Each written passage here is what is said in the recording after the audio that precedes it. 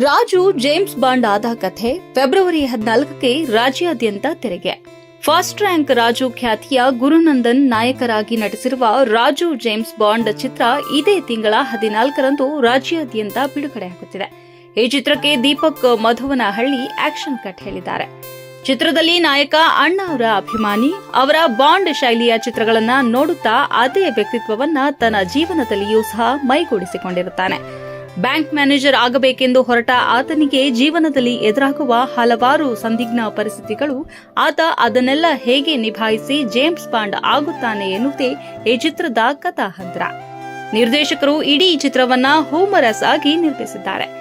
ನಿರ್ದೇಶಕ ದೀಪಕ್ ಮಧುವನಹಳ್ಳಿ ಮಾತನಾಡುತ್ತಾ, Raju James bond ನನ್ನ ನಿರ್ದೇಶನದ 3ನೇ ಚಿತ್ರ. ವಿಭಿನ್ನವಾದ ಕಥಾಹಂದರವನ್ನ ಈ ಚಿತ್ರದಲ್ಲಿ ಟ್ರೈ ಮಾಡಿದ್ದೇವೆ. ಮಂಜುನಾಥ್ ವಿಶ್ವಕರ್ಮ ಹಾಗೂ ಕಿರಣ್ ಬರ್ತೂರ್ ಅವರು ಚಿತ್ರವನ್ನ ಅದ್ಧೂರಿಯಾಗಿ ನಿರ್ಮಾಣ ಮಾಡಿದ್ದಾರೆ. ಲಂಡನ್ನಲ್ಲಿ 31 ದಿನಗಳ ಕಾಲ ಚಿತ್ರೀಕರಣ ಮಾಡಿದ್ದೇವೆ ಎಂದು ಹೇಳಿದ್ರು. ಸುದ್ದಿಗೋಷ್ಠಿಯನ್ನ ಉದ್ದೇಶಿಸಿ ಮಾತನಾಡಿದ ನಾಯಕ ಗುರುನಂದನ್ ಮಾತನಾಡಿ, ದೀಪಕ್ ಮಧುವನಹಳ್ಳಿ ಅವರು ಒಂದೊಳ್ಳೆ ಕಥೆಯನ್ನ ಮಾಡಿಕೊಂಡಿದ್ರು. ನಿರ್ಮಾಪಕ ಮಂಜು ವಿಶ್ವಕರ್ಮ ಹಾಗೂ ಕಿರಣ್ ಬರ್ತೂರ್ ಅವರು ಯಾವುದೇ ಕೊರತೆ ಬಾರದಂತೆ ಚಿತ್ರವನ್ನ ನಿರ್ಮಾಣ ಮಾಡಿದ್ದಾರೆ. ನಾನು ಈ ಹಿಂದೆ ಮಾಡಿದ ಎಲ್ಲ ಚಿತ್ರಗಳಿಗಿಂತ ಈ ಚಿತ್ರದ ಪಾತ್ರ ವಿಭಿನ್ನವಾಗಿರುತ್ತದೆ. ಅನೂಪ್ ಸೀಳಿನ್ ಅವರ ಸಂಗೀತದಲ್ಲಿ ಮೂಡಿಬಂದಿರುವ ಲಂಡನ್ ಹಾಗೂ ಬೆಂಗಳೂರಿನಲ್ಲಿ ಹಾಡುಗಳ ಚಿತ್ರೀಕರಣ ನಡೆದಿದೆ. ಎಲ್ಲಾ ಹಾಡುಗಳು ಚೆನ್ನಾಗಿದೆ ಎಂದು ತಿಳಿಸಿದರು. ರಾಜು ಜೇಮ್ಸ್ ಬಾಂಡ್ ಒಂದೊಳ್ಳೆ ಚಿತ್ರ.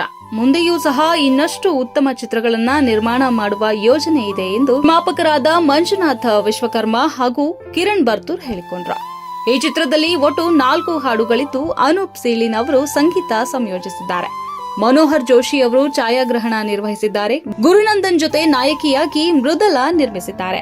ರವಿಶಂಕರ್, ಸಾಧುಕೋಕಿಲ, ಅಚ್ಯುತ್ ಕುಮಾರ್, ಚಿಕ್ಕಣ್ಣ, ಜೈ ಜಗದೀಶ್, ತಬಲಾ ನಾಣಿ, ಮಂಜುನಾಥ್ ಹೆಗಡೆ, ವಿಜಯ್ ಚೆಂಡೂರ ಮುಂತಾದವರು ಚಿತ್ರದ ಪ್ರಮುಖ ತಾರಾ ಬಳಗದಲ್ಲಿದ್ದಾರೆ ಎಂದು ತಿಳಿಸಿದರು. ಇವತ್ತಿನ ನಾವೆಲ್ಲ ಜಿಲ್ಲಾ ಪ್ರವಾಸವನ್ನು ಕೈಗೊಂಡಿದ್ವಿ. ಮೊದಲನಾಗಿ ಫಸ್ಟ್ ದಾವಣಗೆರೆಗೆ ಬರ್ತಾ ಇರೋದು.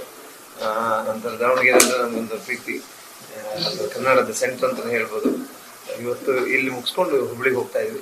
ಒಂದು ರಾಜು ಜೇಮ್ಸ್ ಬಾಂಡ್ ಫೆಬ್ರವರಿ 14 ರಾಜ್ಯಾದ್ಯಂತ ರಿಲೀಸ್ ಆಗ್ತಾ ಇದೆ.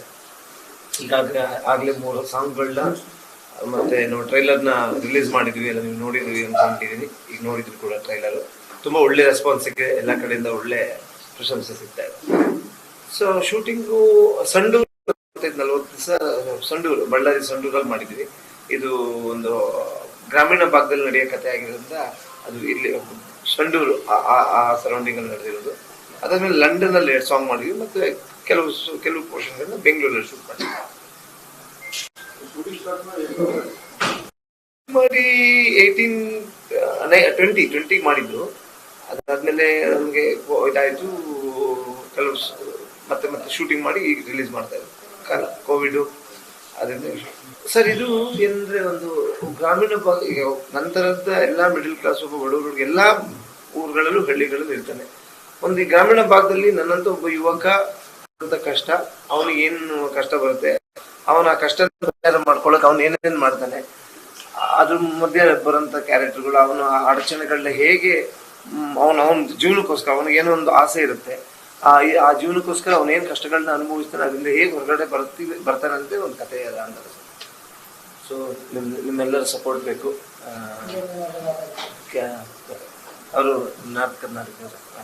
ನನ್ನ ಹೆಸರು ಮೃದುಲಾ ಅಂತ, ಹುಬ್ಳಿನಾಳು. ಇದೇ ನನ್ನ ಮೊದಲ ಪಿಕ್ಚರು. ಸೊ ನಾವೆಲ್ಲ ಶೂಟಿಂಗ್ ಸಂಡೂರಲ್ಲಿ, ಲಂಡನಲ್ಲೆಲ್ಲ ಮಾಡಿದ್ದೀವಿ. ಹೇಳ್ದರು ಅವ್ನಿಗೆ. ನನ್ನ ಮೂವಿ ಟೀಮ್ ನನಗೆ ತುಂಬ ಸಪೋರ್ಟ್ ಮಾಡಿ ಹೊಸೊಬ್ಬರಿಗೆ ಅವಕಾಶ ಕೊಟ್ಟಿರೋದ್ರಿಂದ ನನಗೆ ತುಂಬ ಖುಷಿ ಇದೆ.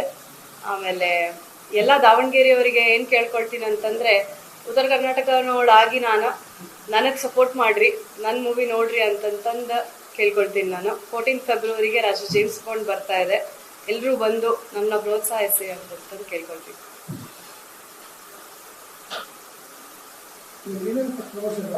ಹೌದು, ಇದೆ. ಒಂದು ಬೆಂಗಳೂರು ಪ್ರೆಸ್ ಮೀಟ್ ಎಲ್ಲ ಮಾಡಿದ್ವಿ. ಜಿಲ್ಲೆ ಪ್ರವಾಸದ್ದು ಫಸ್ಟ್ ಮಧ್ಯ ಕನ್ನಡ, ಫಸ್ಟ್ ದಾವಣಗೆರೆ, ಇದಾದ್ಮೇಲೆ ಹುಬ್ಳಿ ಆದ್ಮೇಲೆ ಶಿವಮೊಗ್ಗ, ಮೈಸೂರು ಮತ್ತು ಬ್ಯಾಂಗ್ಳೂರು. ಇದು 100 ರಿಂದ 200 ಥಿಯೇಟರ್ ಫಸ್ಟ್ ರಿಲೀಸ್ ಮಾಡ್ತಾರೆ.